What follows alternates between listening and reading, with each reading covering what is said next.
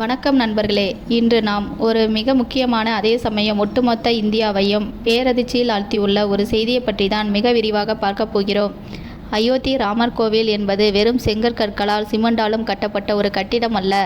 அது இந்தியாவின் பல கோடி மக்களின் நீண்டகால கனவாகவும் ஆழமான நம்பிக்கையின் அடையாளமாகவும் திகழும் ஒரு புனித ஸ்தலம். பல நூறு ஆண்டுகளாக போராட்டங்கள், சட்ட சிக்கல்கள் என அனைத்தையும் தாண்டி சமீபத்தில் தான் இந்த கோவில் மிக பிரம்மாண்டமாக திறக்கப்பட்டு உலகெங்கிலும் உள்ள ராம பக்தர்களின் தரிசனத்திற்காக அர்ப்பணிக்கப்பட்டது. காஷ்மீர் முதல் கன்னியாகுமரி வரை, ஏழை எளிய கூலி தொழிலாளர்கள் முதல் பெரும் கோடீஸ்வரர் வரை தங்கள் இயன்ற காணிக்கைகளை இந்த கோயிலுக்கு வாரி வழங்குகின்றனர். ₹1 தொடங்கி கோடிக்கணக்கான ரூபாய் வரை மக்கள் தங்கள் வேர்வை சிந்தி சம்பாதித்த பணத்தை மிகுந்த பக்தியோடு உண்டியலில் செலுத்தினார்கள். ஆனால் அப்படி மக்களின் தூய்மையான நம்பிக்கையோடு வழங்கப்பட்ட காணிக்கை பணத்திற்கு என்ன நேர்ந்தது என்பது இப்போது வெளிச்சத்துக்கு வந்து நாட்டையே அதிர வைத்துள்ளது. ராமர் கோயிலின் உண்டியல் பணத்தை எண்ணும் பொறுப்பில் இருந்த சில ஊழியர்கள் அந்த பணத்தை கொஞ்சம் கொஞ்சமாக திருடி தங்களது சொத்து மதிப்பை பல 100 மடங்கு உயர்த்தி ஆடம்பர வாழ்க்கையை வாழ்ந்து வந்த அதிர்ச்சி ஊட்டு உண்மை தற்போது அம்பலமாகியுள்ளது. சுமார் ₹7.75 கோடி அளவுக்கு மிகப்பெரிய மோசடி நடந்திருப்பதை விசாரணையில் தெரிய வந்துள்ளது. இந்த பிரம்மாண்டமான திருட்டு எப்படி அரங்கேறியது, குற்றவாளிகள் எப்படி சிக்கினார்கள், அவர்களின் ஆடம்பர வாழ்க்கை எப்படி காட்டி கொடுத்தது என்பதை பற்றி இன்று நாம் விரிவாக அலசப்போகிறோம். அயோத்தி ராமர் கோயிலில் தினமும் லட்சக்கணக்கான பக்தர்கள் தரிசனம் செய்து வருகிறார்கள். ஒவ்வொரு நாளும் உண்டியலில் குவியும் பணத்தை எண்ணுவதற்காகவே தனி குழுக்கள் நியமிக்கப்பட்டிருந்தனர்.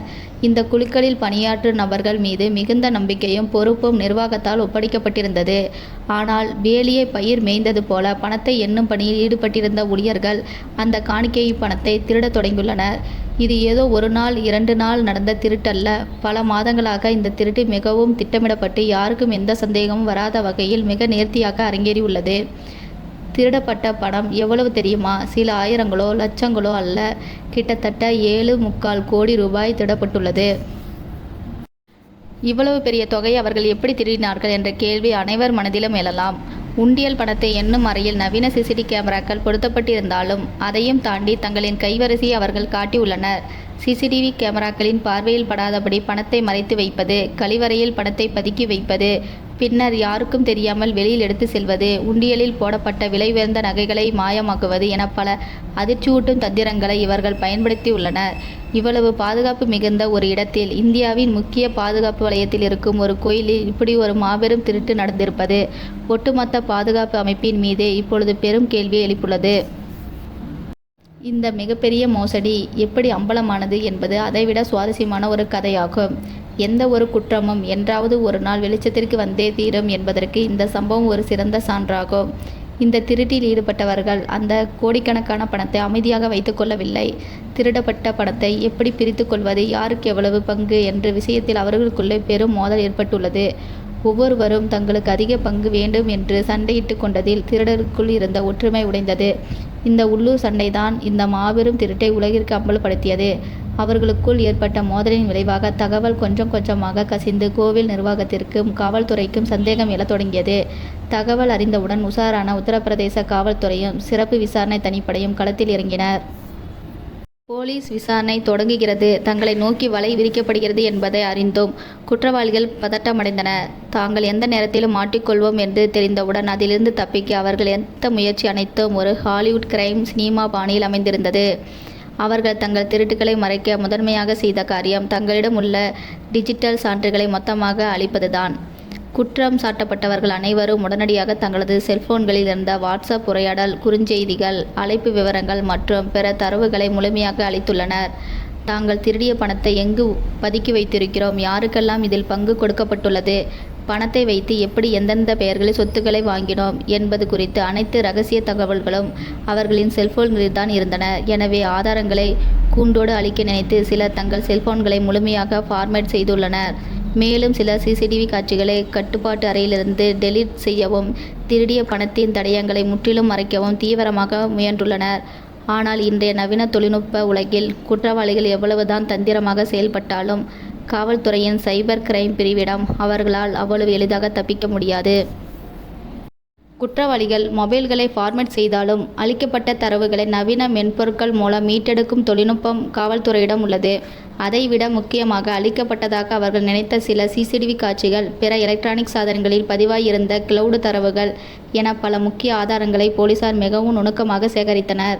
சிசிடிவி காட்சிகளை தீவிரமாக ஆய்வு செய்தபோது பணத்தை எண்ணும் அறையில் வைத்து கைது செய்யப்பட்ட ஊழியர்கள் உண்டியலில் பணத்தை எப்படி திருடுகிறார்கள் என்ற காட்சிகள் மிக தெளிவாக பதிவாகியிருந்தது கண்டுபிடிக்கப்பட்டது.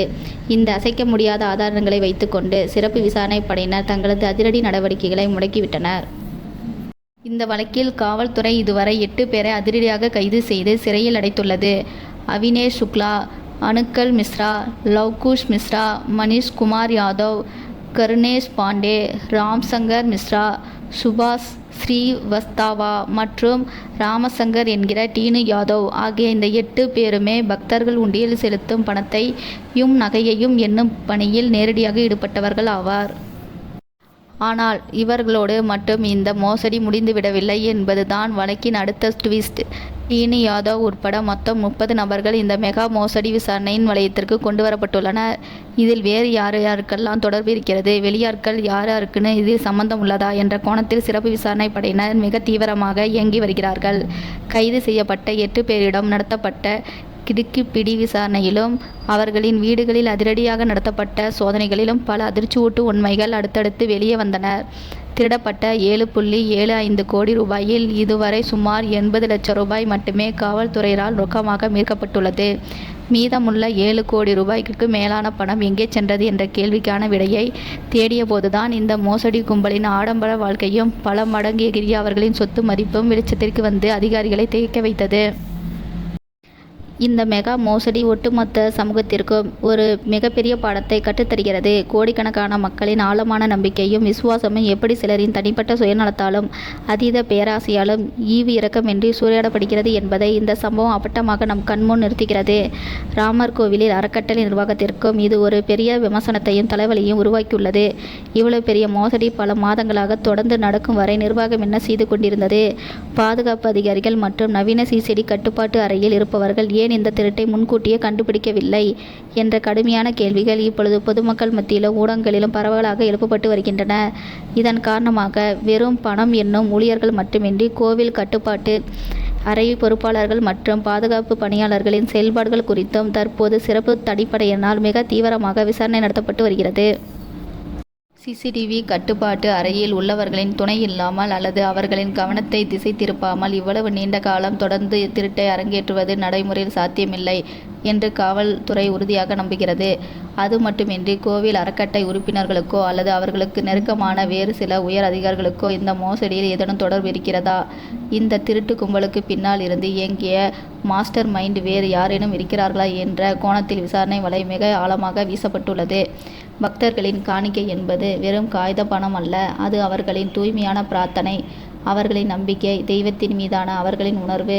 அந்த உணர்வை கொஞ்சமும் மதிக்காமல் தங்களின் சொந்த ஆடம்பரத்திற்காக இவ்வளவு பெரிய துரோகத்தை செய்த இந்த நபர்களுக்கு சட்டப்படி மிக கடுமையான தண்டனை வழங்க வேண்டும் என்று நாடு முழுவதும் உள்ள கோடிக்கணக்கான பக்தர்கள் இணையத்தில் கொந்தளித்து வருகின்றனர். இந்த வழக்கை விசாரித்து வரும் சிறப்பு விசாரணை குழு சிசிடிவியில் பதியப்பட்ட ஒவ்வொரு தடயத்தையும், மொபைல் போன்களில் இருந்து அளிக்கப்பட்ட ஒவ்வொரு டிஜிட்டல் சான்றையும் மீண்டும் கொண்டு வந்து இந்த வழக்கின் ஆணிவேர் வரை சென்று முழு உண்மையும் வெளிக்கொண்டு வர வேண்டும் என்பதே மக்களின் எதிர்பார்ப்பாக உள்ளது. தற்போது நடைபெற்று வரும் இந்த விரிவான மற்றும் தீவிரமான விசாரணைக்கு பிறகு சம்பந்தப்பட்ட அனைவரின் மீது பாரபட்சமின்றி துறை ரீதியாக மற்றும் சட்ட ரீதியான கடுமையான நடவடிக்கைகள் எடுக்கப்படும் என காவல்துறை தரப்பில் உத்தரவாதம் அளிக்கப்பட்டுள்ளது. திருடப்பட்ட மீதமுள்ள பல கோடி ரூபாயை மீட்கவும், குற்றவாளிகள் மற்றும் அவர்களின் பினாமிகளின் பெயரில் வாங்கப்பட்ட நிலங்கள், சொகுசு கார்கள் மற்றும் ஓட்டல்களை சட்டப்படி முடக்கி அதை மீண்டும் அரசாங்கத்திடமும் அறக்கட்டளையிடமும் ஒப்படைக்கவும் தீவிர முயற்சிகள் நடைபெற்று வருகின்றன. இந்த சம்பவம் இனி வருங்காலங்களில் எந்த ஒரு புனித ஸ்தலத்திலும் எந்த ஒரு பொது அமைப்பிலும் இப்படி ஒரு மோசடி நடக்கக்கூடாது என்பதற்கான ஒரு மாபெரும் எச்சரிக்கை மணியாக இருக்க வேண்டும்.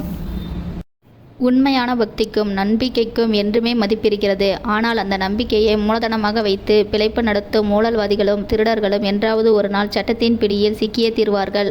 ஒருபோதும் தப்பிக்க முடியாது என்பதை இந்த அயோத்தியா ராமர் கோயில் உண்டியல் திருட்டு வழக்கு ஒட்டுமொத்த சமூகத்திற்கு மிக சத்தமாக உரக்க சொல்லுகிறது. தொடர்ந்து இந்த வழக்கின் அடுத்த கட்ட நகர்வுகள் குறித்தும் சிறப்பு புலனாய்வு அமைப்பு வேறு என்னென்ன திடுக்கிடும் உண்மைகளை அடுத்தடுத்து வெளிக்கொண்டு வருகிறது என்பதையும் நாம் பொறுத்திருந்துதான் பார்க்க வேண்டும். மேலும் பல புதிய தகவலுடன் அடுத்த காணொளியில் சந்திக்கிறேன். நன்றி, வணக்கம்.